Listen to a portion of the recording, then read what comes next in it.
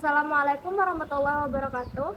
Kami mahasiswa dari UIN Maulana Malik Ibrahim Malang dari Fakultas Ekonomi Prodi Manajemen. Tujuan dibuatnya video ini untuk menyelesaikan tugas dari mata kuliah Sejarah Peradaban Islam dengan dosen pengampu Pak Sugeng Ali Mansur, SSNPB. Sebelumnya, perkenalkan saya Inayati Mahfudah dengan NIM 195 dan rekan-rekan saya. Saya Dimas Ahmad Alvarez dengan NIM 191. Saya Davani Rizky Kurniawan dengan NIM 204. Untuk pembahasannya akan kami bahas setelah ini.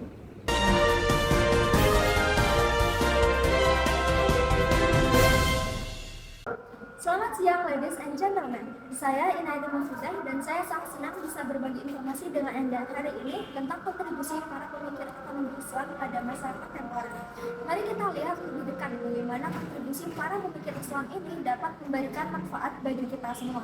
Dalam berita ini kita akan membahas tentang poin-poin utama dari topik yang kali ini akan saya bawakan. Saya berharap Anda mendapatkan wawasan baru dan bermanfaat dari berita kali ini. Ekonomi Islam sebenarnya sudah ada sejak zaman Rasulullah SAW, namun baru berkembang pesat kembali di abad ke-20. Para pemikir Islam kontemporer berperan besar dalam memformulasikan teori dan sistem ekonomi yang sesuai dengan syariat, namun tetap relevan dengan tantangan ekonomi modern. Tokoh-tokoh seperti Muhammad Baqir Al-Sadar, Umar Chapra, Manzar Kaf, Abdul Manan, Adi Warman Azwarkari, dan Abu A'la Al-Maududi telah berkontribusi luar biasa dalam membangun fondasi ekonomi Islam yang ilmiah dan populer. Untuk pembahasan lebih lanjutnya, kami sudah mengundang dua narasumber yang ahli dalam bidangnya. Baik, kita langsung alihkan saja ke narasumber yang pertama. Oke, terima kasih atas waktunya. Jadi saya mau memberi informasi siapa saja sih tokoh-tokoh Islam, terus apa aja pemikirannya. Terus yang pertama tuh ada Abu A'la Al-Maududi. Beliau tuh lahir pada 1903 dan wafat pada 1979. Beliau tuh berasal dari India, Pakistan. Ia dikenal sebagai seorang ulama besar dan pendiri Jamaat-e-Islami. Pemikirannya menekankan pentingnya moralitas dan keadilan sosial dalam sistem ekonomi Islam.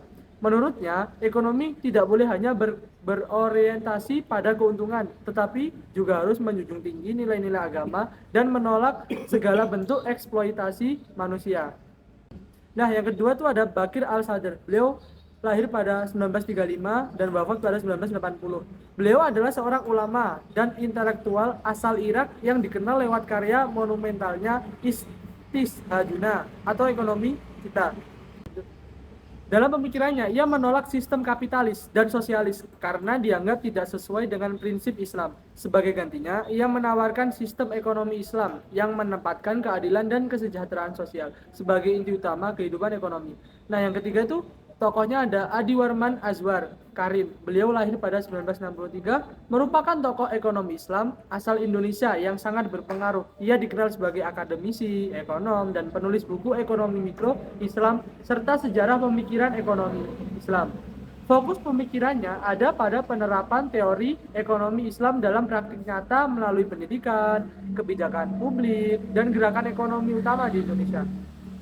Tokoh keempat ada Manzar Kaf. Beliau lahir pada 1940-an, adalah seorang ekonom Islam asal Suriah yang kemudian menetap di Amerika Serikat. Ia dikenal luas karena pemikirannya tentang zakat, wakaf, dan ekonomi Islam modern. Konsep terkenalnya adalah Islamic Man, yang mana menggambarkan manusia ekonomi yang tidak hanya rasional, tetapi juga beretika, beriman, dan peduli terhadap kesejahteraan sosial. Dan tokoh yang terakhir mungkin adalah Umar Chapra. Beliau lahir pada 1933. Beliau berasal dari Pakistan dan pernah bekerja lama di Arab Saudi, termasuk di lembaga keuangan Islam seperti Islamic Development Bank atau IDB. Dia dikenal sebagai salah satu tokoh ekonomi Islam paling berpengaruh di dunia. Menurutnya, ekonomi Islam harus dibangun berdasarkan Muqasid al-Syariah, yaitu tujuan-tujuan syariah yang berorientasi pada keadilan, kesejahteraan, dan pemerataan ekonomi bagi seluruh umat manusia. Oke, mungkin cukup segitu aja sih Kak pemaparan dari saya. Semoga pemaparan tadi bisa membantu teman-teman yang di rumah. Oke, baik, terima kasih untuk narasumber yang pertama atas pemaparannya. Oke, kita akan lanjut ke narasumber yang kedua yang akan menjelaskan tentang kontribusi dari para tokoh yang sudah disebutkan tadi pada masa itu juga dan pada masa depan. Jadi kontribusi apa aja para pemikir ekonomi yang ada di masa depan? Berikut pemaparannya. 1. Merumuskan landasan ilmiah ekonomi Islam. Para pemikir ekonomi Islam tidak hanya memahami ekonomi sebagai bagian dari fikih muamalah, tapi mereka merumuskannya sebagai ilmu yang utuh dan ilmiah. Artinya, ekonomi Islam kini berdiri sejajar dengan ekonomi konvensional yang memiliki konsep, teori, dan metodologi sendiri yang berpijak pada ajaran Al-Quran dan As-Sunnah. Tokoh seperti Muhammad Umar Capoeira dan Monzer Kaf sangat berperan dalam membangun fondasi keilmuan ini. Yang kedua, mengembangkan teori dan praktik ekonomi Islam. Mereka juga berhasil mengembangkan teori dan praktik nyata dalam ekonomi Islam. Contohnya, sistem bagi hasil sebagai pengganti bunga serta peran negara dalam mendistribusikan keadilan ekonomi. Selain itu, mereka juga menegaskan larangan riba sebagai upaya menciptakan sistem keuangan yang etis dan adil. 3. Membangun sistem ekonomi yang berkeadilan dan bermoral. Ekonomi Islam tidak hanya berorientasi pada keuntungan, tapi juga keadilan dan moralitas. Konsep ini berlandasan pada Maqasidah al-Syariah, yaitu tujuan utama syariah yang menyangkut perlindungan agama, jiwa, akal, dan keturunan dan harta. Dengan demikian, ekonomi Islam bertujuan untuk mewujudkan kesejahteraan manusia secara menyeluruh. Yang keempat, mengintegrasikan nilai spiritual dengan aktivitas ekonomi. Para pemikir ekonomi Islam menekankan bahwa kegiatan ekonomi bukan sekedar mencari keuntungan duniawi, tetapi juga ibadah kepada Allah. Tujuan akhirnya adalah falah, yaitu kebahagiaan dunia dan akhirat. Nilai-nilai spiritual inilah yang membedakan ekonomi Islam dan ekonomi konvensional di masa sekarang. Jadi kontribusi di masa depannya, pemikiran mereka menjadi fondasi berkembangnya berbagai inovasi ekonomi Islam modern seperti perbankan dan pasar modal syariah, fintech dan blockchain syariah, serta lembaga zakat dan wakaf yang berperan dalam pemberdayaan ekonomi umat. Sistem ekonomi Islam kini dipandang sebagai alternatif global yang lebih adil, berkelanjutan, dan berorientasi pada kemaslahatan umat. Jadi itu aja sih Mbak pemaparan dari saya, semoga bisa membantu. Oke, terima kasih untuk para narasumber yang sudah berkontribusi dalam pemberitaan kali ini.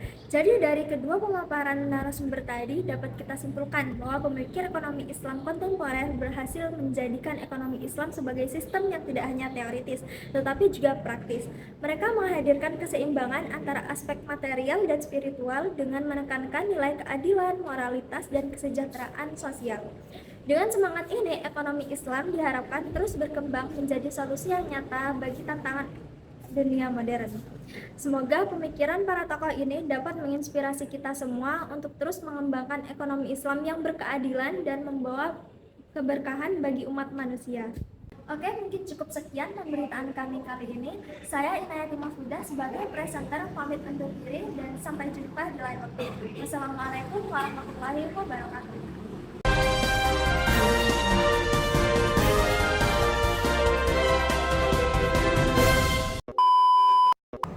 Oke, mungkin cukup sekian pemaparan materi dari kami. Jika ada kurang lebihnya kami mohon maaf. Semoga apa yang sudah kami sampaikan bisa bermanfaat dan menambah wawasan kalian semua. Saya Dimas Ahmad Alvarez. Dan saya Inayati Mahfudah. Dan saya Davani Rizky. Kami pamit undur diri. Wassalamualaikum warahmatullahi wabarakatuh.